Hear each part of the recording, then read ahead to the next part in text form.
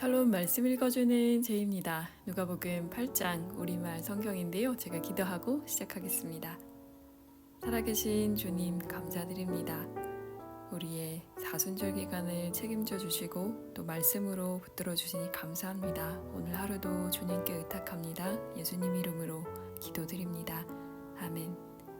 누가복음 8장 우리말 성경입니다. 그 후에 예수께서는 여러 마을과 고을을 두루 다니시며 하나님 나라의 복음을 선포하셨습니다. 12 제자들도 예수와 함께 동행했습니다. 악한 영과 질병으로부터 고침받은 여자들도 예수와 함께 했습니다. 이들은 7 귀신이 떠나간 막달라 마리아였고 헤롯의 청지기인 구사의 아내 요한나, 또 수산나와 그 밖에 많은 여인들이었습니다. 이들은 자신들의 재산으로 예수의 일행을 섬겼습니다. 많은 무리가 모여들고 각 마을에서 사람들이 예수께로 나아오니 예수께서 그들에게 비유를 통해 말씀하셨습니다. 씨 뿌리는 사람이 씨를 뿌리러 나갔다. 그가 씨를 뿌리자 그중 어떤 씨는 길가에 떨어져 사람들에게 밟히고 하늘의 새들에게 다 먹혀버렸다. 어떤 씨는 바위 위에 떨어졌는데 싹이 돋았지만 물기가 없어서 곧 시들어버리고 말았다.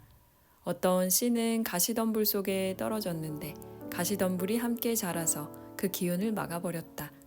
또 다른 씨는 좋은 땅에 떨어져 자라나 100배나 많은 열매를 맺었다. 예수께서 말씀을 마치고 큰 소리로 외치셨습니다. 들을 귀 있는 사람은 들으라. 제자들은 예수께 이 비유가 무엇을 뜻하는지 물었습니다. 예수께서 말씀하셨습니다. 너희에게는 하나님 나라의 비밀을 알게 해주었다. 그러나 내가 다른 사람들에게는 비유로 말했다. 이것은 그들이 보아도 보지 못하고 들어도 깨닫지 못하게 하려는 것이다. 비유의 뜻은 이와 같다. 씨는 하나님의 말씀이다. 길가에 떨어진 것은 하나님의 말씀을 들었으나 마귀가 와서 그 마음에서 말씀을 빼앗아가는 바람에 믿지 못하고 구원받지 못하는 사람들이다. 바위 위에 떨어진 것은 하나님의 말씀을 듣고 기쁘게 받아들이지만 뿌리가 없어 잠시 동안 믿다가 시련이 닥치면 곧 넘어지는 사람들이다. 가시밭에 떨어진 것은 하나님의 말씀을 들었으나 이 세상의 걱정과 부와 쾌락에 사로잡혀서 자라지 못하고 온전한 열매를 맺지 못하는 사람들이다.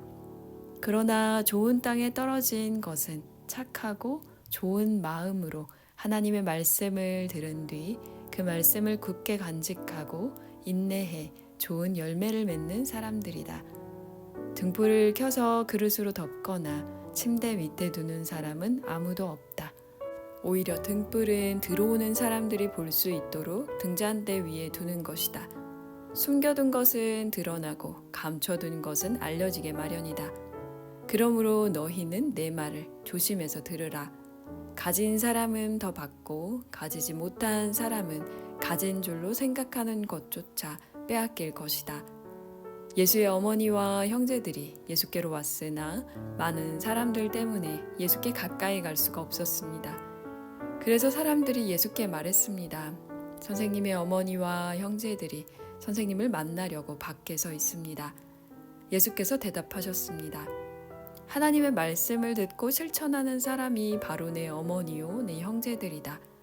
하루는 예수께서 제자들에게 말씀하셨습니다. 호수 저편으로 가자. 그래서 그들은 배에 올라타고 떠났습니다. 그들이 배를 저어 가는 동안 예수께서는 잠이 드셨습니다. 그때 호수에 사나운 바람이 불어오더니 배에 물이 들이쳐 매우 위험한 상황이 됐습니다. 제자들이 가서 예수를 깨우며 말했습니다. 선생님, 선생님, 우리가 모두 빠져 죽게 생겼습니다. 그러자 예수께서 일어나 바람과 파도를 꾸짖으시니 폭풍이 멈추고 호수가 다시 잔잔해졌습니다. 예수께서 제자들에게 말씀하셨습니다. 너희의 믿음이 어디에 있느냐? 제자들은 두려움과 놀라움 속에서 서로 말했습니다. 이분이 도대체 누구시기에 바람과 물을 호령하시니 바람과 물조차도 이분께 복종하는가? 예수의 일행은 갈릴리 호수 건너편 거라사 지방으로 배를 저어 갔습니다. 예수께서 배에서 내리시자 그 마을에 사는 귀신 들린 사람과 마주치셨습니다. 그는 옷도 입지 않은 채 집이 아닌 무덤에서 산 지 벌써 오래된 사람이었습니다. 그가 예수를 보자 소리를 지르며 예수의 발 앞에 엎드려 지극히 높으신 하나님의 아들 예수여, 내가 당신과 무슨 상관이 있습니까? 제발 저를 괴롭히지 마십시오 라고 찢어질 듯 큰 소리로 외쳤습니다. 이는 예수께서 그 사람에게서 나가라고 더러운 영에게 명령하셨기 때문입니다. 그 사람은 수시로 귀신에게 붙들렸는데 손발을 쇠사슬에 묶어둬도 다 끊어버리고 귀신에 이끌려 광야로 뛰쳐나가곤 했습니다. 예수께서 그에게 물으셨습니다. 내 이름이 무엇이냐? 그가 대답했습니다. 군대입니다. 그 사람 속에 귀신들이 많이 들어 있었기 때문입니다. 귀신들은 자기들을 지옥으로 보내지 말아달라고 예수께 간청했습니다. 마침 많은 돼지떼가 언덕에서 먹이를 먹고 있었습니다. 귀신들이 예수께 돼지들 속으로 들어가게 해달라고 애원하자 예수께서 허락하셨습니다. 귀신들은 그 사람에게서 나와 돼지들에게 들어갔습니다. 그러자 돼지떼는 비탈진 두구로 내리달아 호수에 빠져 죽게 됐습니다. 돼지를 치던 사람들이 그 광경을 보고 달아나 마을과 그 일대에 이 일을 알렸습니다. 그래서 사람들도 이 광경을 보려고 나왔습니다. 그들이 예수께 가보니 정말 그 귀신 들렸던 사람이 제정신이 들어 옷을 입고 예수의 발 앞에 앉아 있는 것이었습니다. 그러자 그들은 두려웠습니다. 처음부터 이 광경을 지켜본 사람들은 그 귀신 들렸던 사람이 어떻게 낫게 됐는지 그들에게 말했습니다.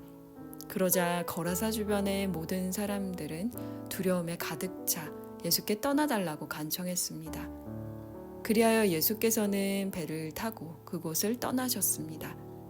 귀신 들렸던 그 사람은 자신도 함께 가겠다고 예수께 애원했습니다. 그러나 예수께서는 그를 보내며 말씀하셨습니다. 집으로 돌아가서 하나님께서 내게 하신 일을 다 말하여라. 그러자 그 사람은 온 마을을 다니며 예수께서 얼마나 큰 일을 행하셨는지 전했습니다. 예수께서 돌아오시자 많은 사람들이 그분을 반겼습니다. 그들 모두가 예수를 기다리고 있었습니다. 그때 야이로라는 회당장이 와서 예수의 발 앞에 엎드리며 자기 집에 와달라고 간절히 애원했습니다. 12살 된 자기 외동딸이 죽어가고 있었기 때문입니다. 예수께서 그리로 내려가시는데 많은 사람들이 밀어댔습니다. 그 중에는 12년 동안 혈루병을 앓아온 여인이 있었는데 의사들에게 재산을 모두 썼지만 어느 누구도 그 여인의 병을 고쳐줄 수 없었습니다. 그 여인은 예수의 뒤로 비집고 다가가 그분의 옷자락에 손을 댔습니다. 그러자 즉시 출혈이 멈췄습니다. 그때 예수께서 누가 내게 손을 댔느냐 라고 물으셨습니다. 사람들이 모두 만지지 않았다고 하자 베드로가 말했습니다. 선생님, 많은 사람들이 선생님을 밀어대고 있습니다. 그러자 예수께서 말씀하셨습니다. 누군가가 내게 손을 댔다. 내게서 능력이 나간 것을 알고 있다. 그러자 여인은 더 이상 숨길 수 없음을 알고 떨면서 앞으로 나와 예수의 발 앞에 엎드렸습니다. 여인은 모든 사람 앞에서 왜 예수께 손을 댔는지 그리고 어떻게 병이 즉시 나았는지 말했습니다. 그러자 예수께서 여인에게 말씀하셨습니다. 딸아, 내 믿음이 너를 구원했다. 평안히 가거라. 예수께서 말씀을 채 마치시기도 전에 야이로 회장당의 집에서 사람이 와서 말했습니다. 따님이 죽었습니다. 선생님께 더 폐를 끼치지 않는 것이 좋겠습니다. 이 말을 듣고 예수께서 그에게 말씀하셨습니다. 두려워하지 마라. 믿기만 하면 아이가 나을 것이다. 예수께서는 야이로의 집에 이르러 베드로와 요한과 야고보와 아이의 부모 외에는 아무도 들어오지 못하게 하셨습니다. 사람들은 모두 그 아이에 대해 애도하며 크게 울고 있었습니다. 예수께서 말씀하셨습니다. 울지 마라. 이 아이는 죽은 것이 아니라 자고 있다. 그들은 아이가 죽은 것을 알기에 예수를 비웃었습니다. 그러나 예수께서 그 아이의 손을 잡고 말씀하셨습니다. 아이야, 일어나라. 그때 그 아이의 영이 돌아와 아이가 곧 일어났습니다. 그러자 예수께서 아이에게 먹을 것을 갖다 주라고 말씀하셨습니다. 그 아이의 부모는 무척 놀랐습니다. 그러나 예수께서는 이 일을 아무에게도 말하지 말라고 그들에게 명령하셨습니다. 아멘. 9장입니다. 예수께서는 12제자를 한자리에 불러 모으시고 모든 귀신들을 쫓고 병을 고치는 능력과 권세를 주셨습니다. 그리고 그들을 내보내시며 하나님 나라를 전파하고 병든 사람들을 고쳐주라고 하셨습니다. 예수께서 말씀하셨습니다. 길을 떠날 때 아무것도 가져가지 말라. 지팡이도 가방도 빵도 돈도 여벌옷도 가지고 가지 마라. 어느 집에 들어가든 그 마을을 떠날 때까지 그 집에 머물러 있으라. 만약 너희를 맞아주지 않으면 그 마을을 떠날 때 그들을 거스르는 증거물로 발에 붙은 먼지를 떨어버리라. 제자들은 나가서 여러 마을들을 두루 다니며 곳곳에서 복음을 전파하며 사람들을 고쳐주었습니다. 분봉왕 헤롯은 이 모든 일을 듣고 당황했습니다. 왜냐하면 어떤 사람들이 요한이 죽은 자 가운데서 살아났다고 말했기 때문입니다. 또 어떤 사람들은 엘리야가 나타났다고 했고 다른 사람들은 옛 예언자 중 하나가 되살아났다고 말했습니다. 그러자 헤롯은 내가 요한의 목을 베었는데 이런 소문이 들리는 그 사람은 누구인가 하고 예수를 만나고자 했습니다. 사도들이 돌아와 예수께 자기들이 한 일을 보고했습니다. 그러자 예수께서는 그들을 따로 데리고 벳세다라는 마을로 가셨습니다. 그러나 사람들은 이 사실을 알아채고 예수를 따라왔습니다. 예수께서는 그들을 맞이하고 하나님 나라에 대해 말씀하시며 사람들을 고쳐주셨습니다. 날이 저물자 12제자가 예수께 다가와 말했습니다. 우리가 외딴 곳에 와 있으니 사람들을 보내 주변 마을과 농가로 가서 잠잘 곳을 찾고 먹을 것을 얻게 하십시오. 예수께서 대답하셨습니다. 너희가 그들에게 먹을 것을 주라. 제자들이 말했습니다. 저희가 가진 것이라고는 빵 5개와 물고기 2마리 뿐입니다. 이 많은 사람들을 다 먹이려면 가서 먹을 것을 사와야 합니다. 그곳에는 남자만 5,000명 정도가 있었기 때문입니다. 그러나 예수께서 제자들에게 말씀하셨습니다. 사람들을 50명씩 둘러앉게 하라. 제자들은 그대로 사람들을 모두 앉혔습니다.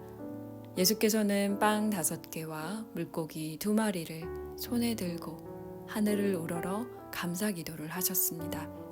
그러고는 그것을 떼어 제자들에게 주면서 사람들 앞에 갖다 놓게 했습니다. 사람들이 모두 배불리 먹었습니다.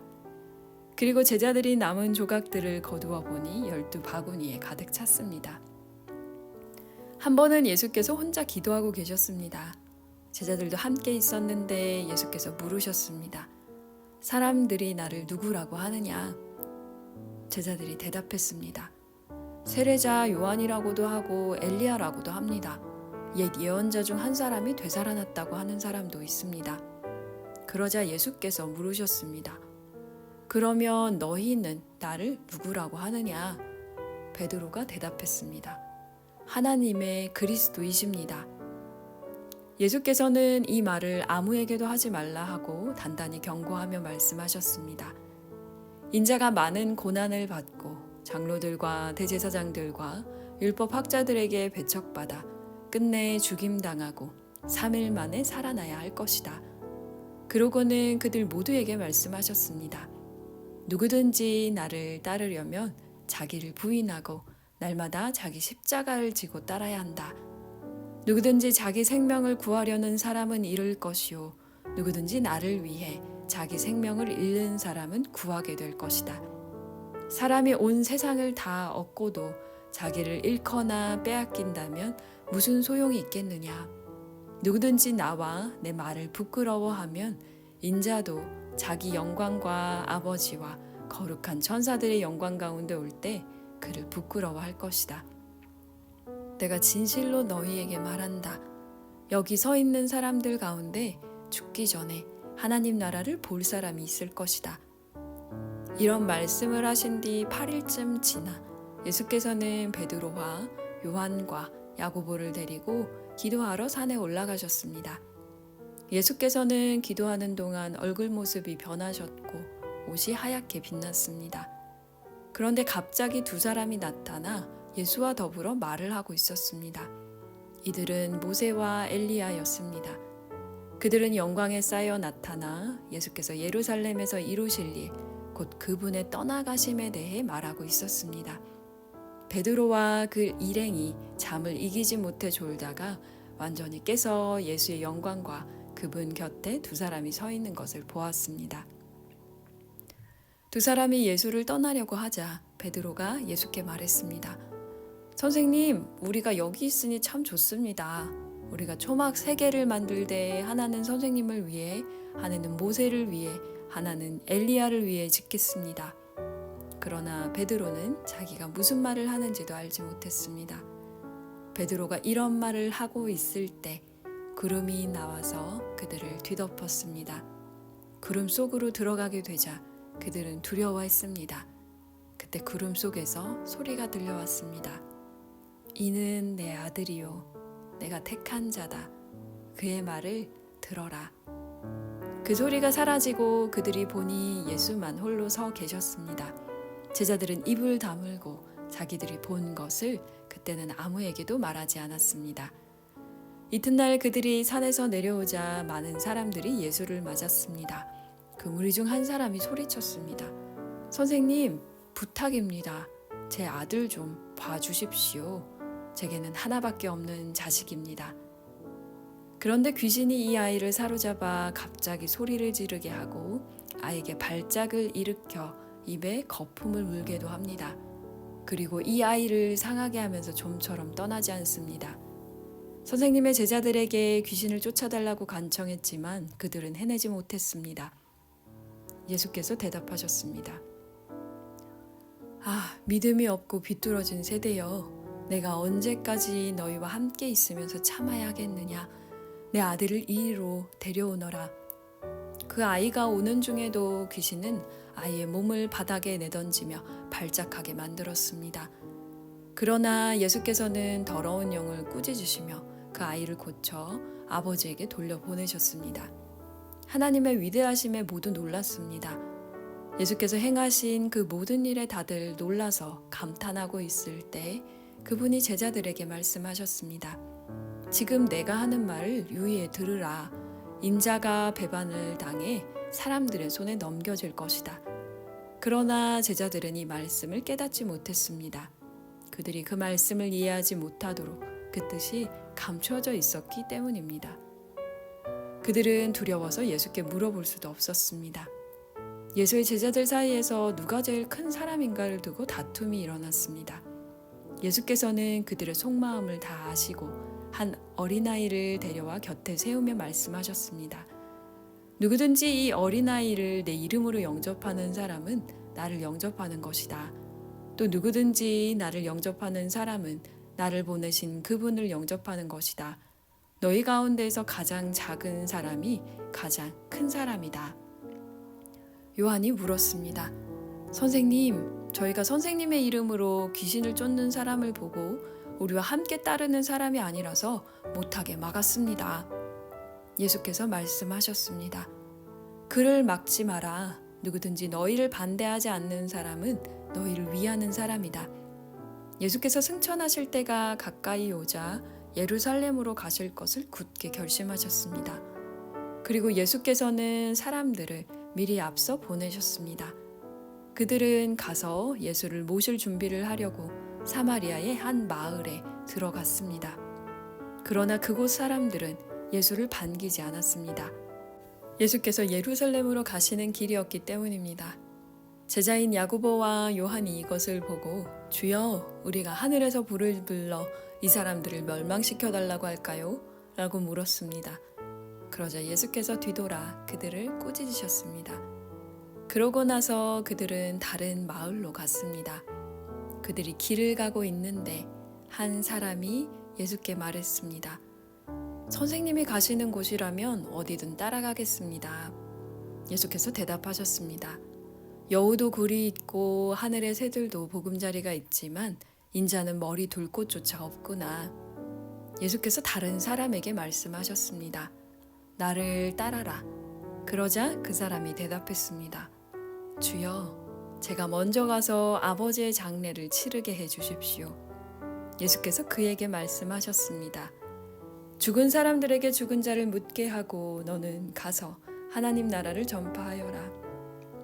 또 다른 사람이 말했습니다. 주여, 저는 주를 따르겠습니다. 하지만 제가 먼저 가서 가족들에게 작별 인사를 하게 해주십시오. 예수께서 그에게 대답하셨습니다. 누구든지 쟁기를 잡고 뒤를 돌아보는 사람은 하나님 나라에 적합하지 못하다. 아멘. 네, 오늘은 누가복음 8장, 9장 말씀인데요. 2장인데도 굉장히 길죠? 이렇게 2장만 읽었는데 벌써 20분이 넘었습니다. 누가복음 말씀 계속 지금 읽으면서 예수님이 조금 다른 복음서들보다는 약간 이제 길게 누가가 이야기를 하고 있는 것들이 있는데요. 오늘 제가 말씀 읽으면서 문득 들었던 그 생각이 씨 뿌리는 사람 비유에서요. 우리말 성경으로 읽으니 좋은 땅에 떨어진 그 씨앗이 착하고 좋은 마음으로 하나님의 말씀을 간직했다는 표현이 오늘따라 되게 와닿는 것 같아요. 착한 마음이 뭘까? 제가 예전에 사역했던 그 서울 종로에 있는 연동교회에는 저희 게일 목사님이라고 이제 초대 목사님이 계신데요.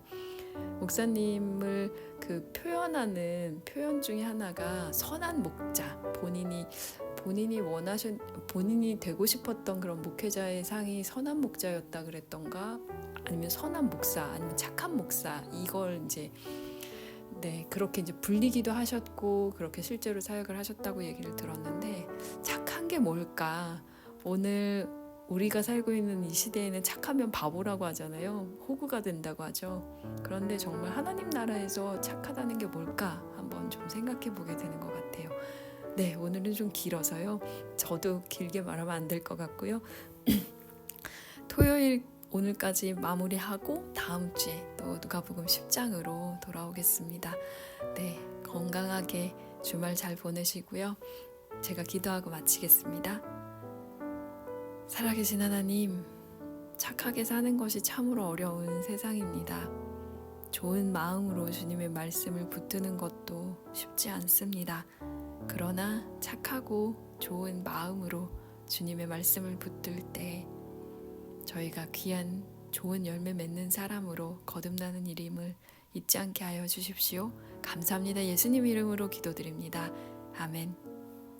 네, 그럼 다음 주에 누가복음 10장으로 다시 돌아오겠습니다. 지금까지 말씀 읽어주는 제이였습니다. 샬롬 하울람.